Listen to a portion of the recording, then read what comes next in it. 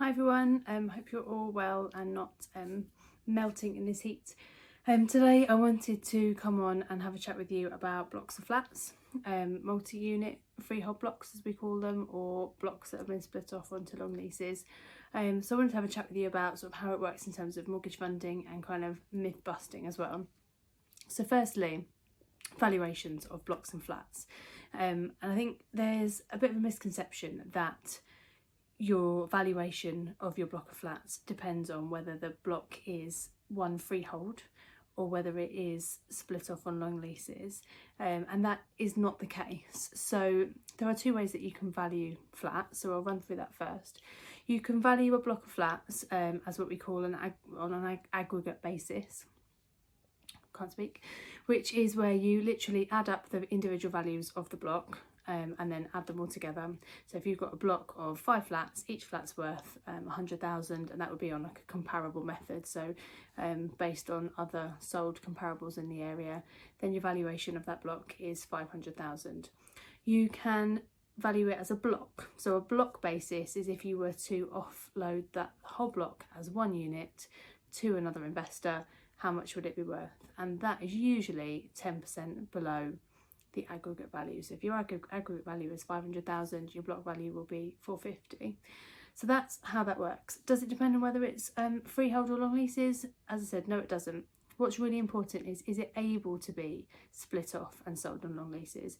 What you've got to get your head around is, from a lender's point of view, if they came to repossess this property and had to offload that block, how are they likely to resell it? Are they likely to sell it as individual flats to homeowners or investors, but on the whole homeowners, or are they likely to have to sell that to an investor? And what that comes down to is a number of things. So are all the flats over 30 square metres?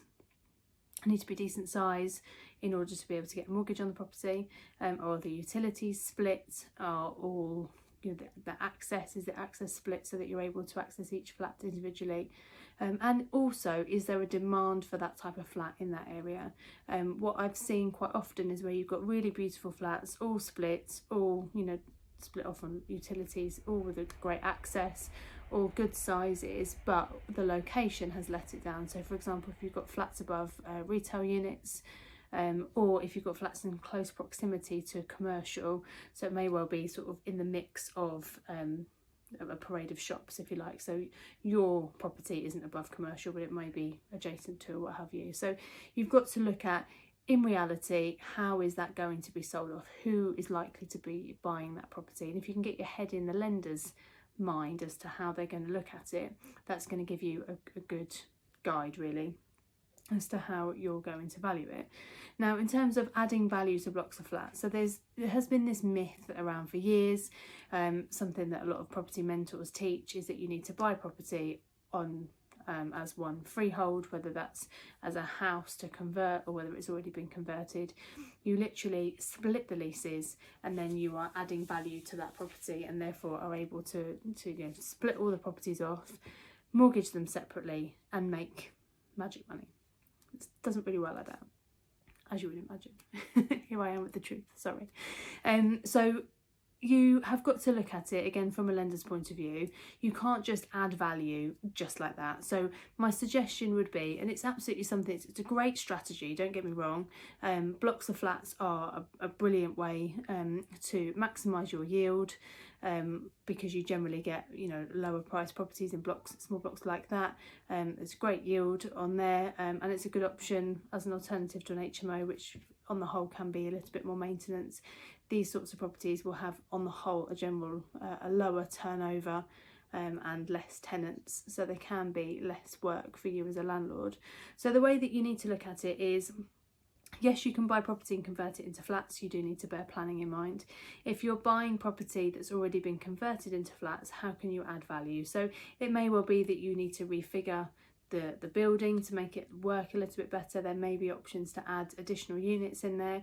If there's not, then a general tidy up and freshen up of that block will sort of do the trick. If you can buy it on bridging finance, do that freshen up, small refurb. May well be that you've bought it at a low value because you have bought the block as an investment, so you're likely to get some sort of discount on your purchase. and you may be able to complete quickly or by cash or whatever it might be in order to enable you to get that low price. Once you've done a bit of work to the property, maybe you've upped the rental, or whatever it might be on that block, and then you can refinance it. We do need to be careful who we go to, because some lenders will only ever lend on the block value. Some lenders will look at the aggregate value.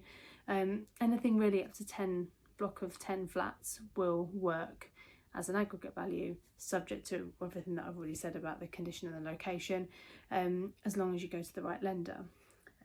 So yeah, that would work. At the moment, there's about a 1% difference in terms of interest rate between block value type lenders and aggregate value type lenders, so factor that in. And then at the beginning I mentioned about splitting it off and refinancing them separately. Now this used to be something that you could do pre the sort of 2007-2008 crash. There were lots of lenders that would lend on this basis, and it didn't matter who owned the freehold and the leasehold. Nowadays things are slightly different. Two reasons. One, you can only split on title on transfer. And what that means is that you can't just, if I own a whole block of a freehold, I can't just create leases and still own them in my name and have the freehold and the leasehold owned by the same person. You can't do that. So either you split them on transfer, or you can split them on purchase. But either way, there is going to be a split there. So that may incur a stamp duty liability.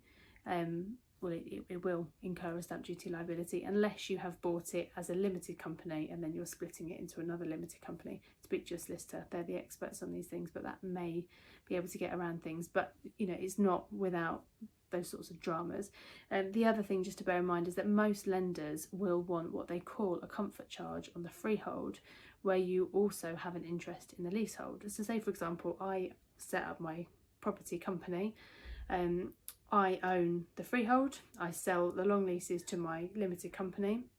I've still got an interest in the freehold as well as owning the leasehold, even though they are owned by separate entities. And in that instance, the lender will want what they call a comfort charge, but is in effect a first charge on the freehold. So if you went and refinanced one of the flats in the block, you've then got a charge on the freehold, which means that you then cannot refinance any of the other flats within the block, because those lenders will also want a charge on the freehold. Now most lenders, if they're not taking the entire block, will want they'll have exposure limits, so it may be 25% of the block as standard.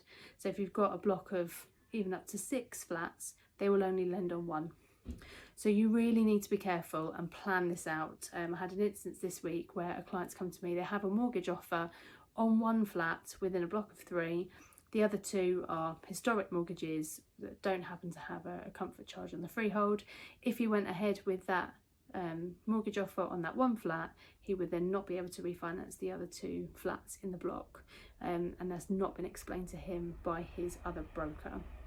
So it's really important that you understand this, and what it comes back to is really having the right broker who has access to the right lenders and who has experience in these sorts of things to make sure that you are being advised correctly.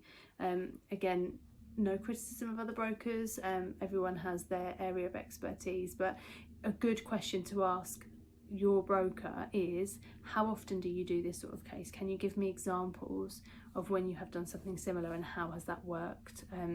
You need to vet your broker and just make sure that they do have experience in the type of business that you are looking to do. Really, really important. But yeah, if you want to run anything past me, then please give me a ring. As you all know, or you should know by now, I am more than happy to chat through anything that you have got on your desk before you make an offer, before you spend a penny. Use me to check it all out and make sure that it's doable before you waste any of your time or money on a case. So give me a ring. Speak to you later, bye.